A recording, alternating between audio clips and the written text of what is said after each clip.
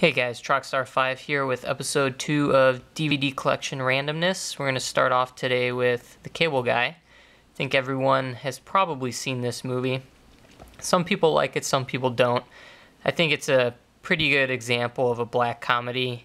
Jim Carrey plays a pretty crazy guy who's kind of a stalker and just wants to have friends. But it ends up being a pretty comical movie. And I think he does a pretty good job playing a weirdo.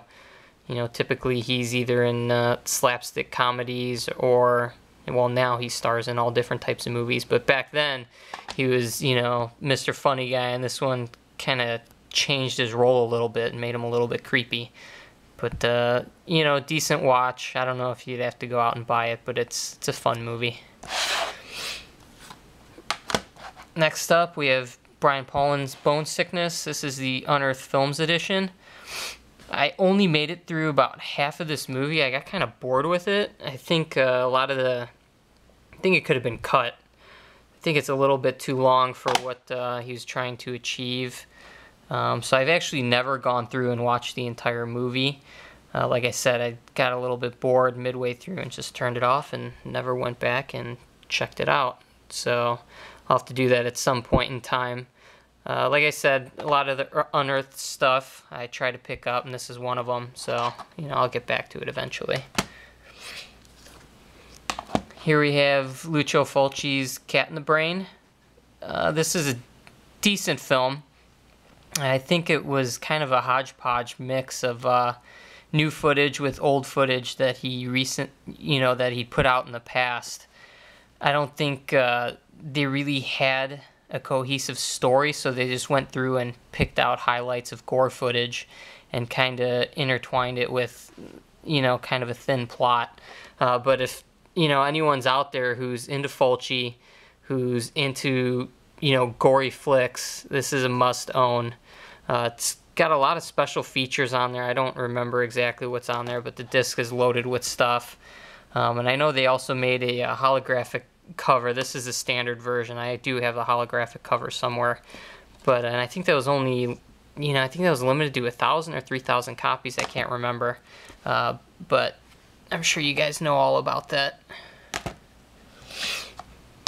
Here we have Baby Blood. As you can see, it's never been opened.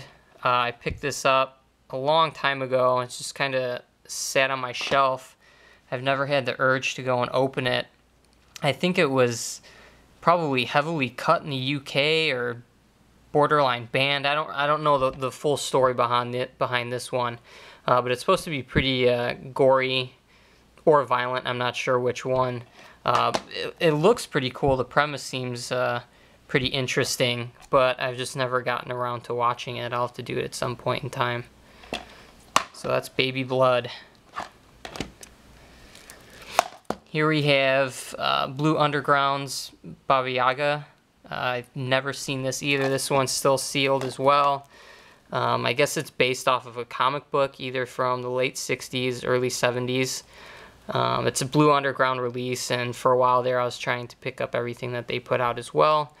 So this is one of those films that I bought, and it's just kind of sat on my shelf, and I've never had the urge to, put it in the player.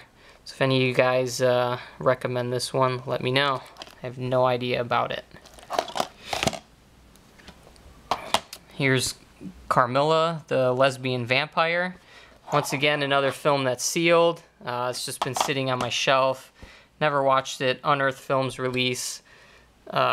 Just, another one of those things that just never really interested me at all. Haven't heard anyone say anything good about it or bad. I don't know if too many people have actually watched this film or not. So if you guys let me know if it's worth a watch, that would be great. Here we have Boogie Nights, probably in my top 10 films of all time. Just the soundtrack, the movie as a whole, the actors, the actresses, the story, everything around it. Just an excellent film. Anyone who hasn't seen it has to go out and watch it. I'm not sure if there's a Blu-ray of it out or not, but it is a must-own. I've seen this movie I don't know how many times, and You know, I never get bored of it. I just really like it. It's just overall a fantastic film.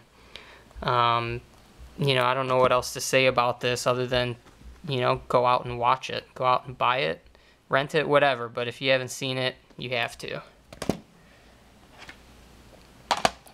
Here we have Bad Ronald. And this I actually picked up through the Warner Archive website. I think now that it's been released through Amazon, I think you can pick it up there as well. And it has a different cover, so I don't think this version is in print anymore. This I bought actually, like, I think the week or the week after it was released through the website.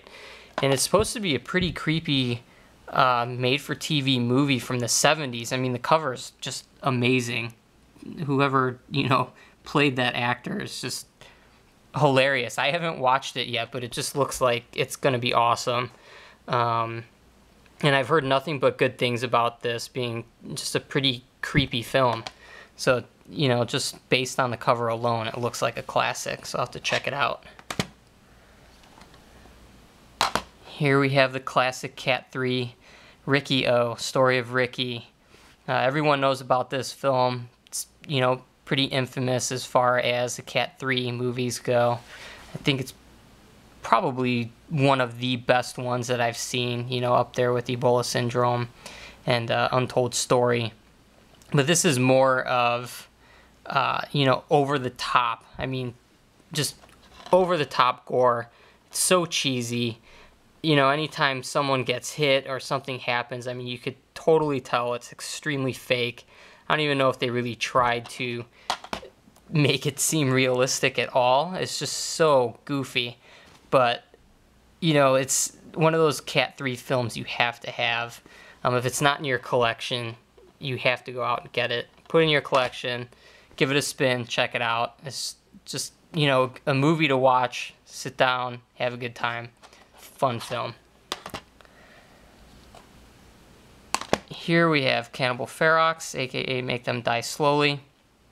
Classic cannibal film.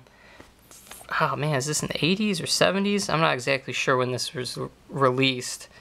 But this is one of those that just goes along, you know, with Cannibal Holocaust, Eaten Alive, Man from Deep River. I don't know if it's, I wouldn't say it's the best one. Cannibal Holocaust is definitely the best cannibal film ever. But this is in the top 5 for sure. It gained a lot of notoriety for, you know, the couple of the scenes in there regarding meat hooks and machetes. I'll just leave it at that. For the gore fans, it's a must-own. Anyone who is slightly offended by real animal killings, anything like that, should steer clear. I'm pretty sure that's in here. Most of the cannibal movies that they pumped out of Italy back then involved some form of real animal killings. But this is a, you know, a decent cannibal film, like I said. You know, if you're a gore fan or a fan of horror movies, this should be in your collection. Here we have Black Magic 2. This was from the Shaw Brothers Kung Fu collection. This is a pretty decent film. Don't remember too much about it other than, you know, something either regarding witches or, I don't know, I saw it so long ago. I remember enjoying it though. I saw a lot of reviews saying that there was pretty heavy gore. The special effects were decent.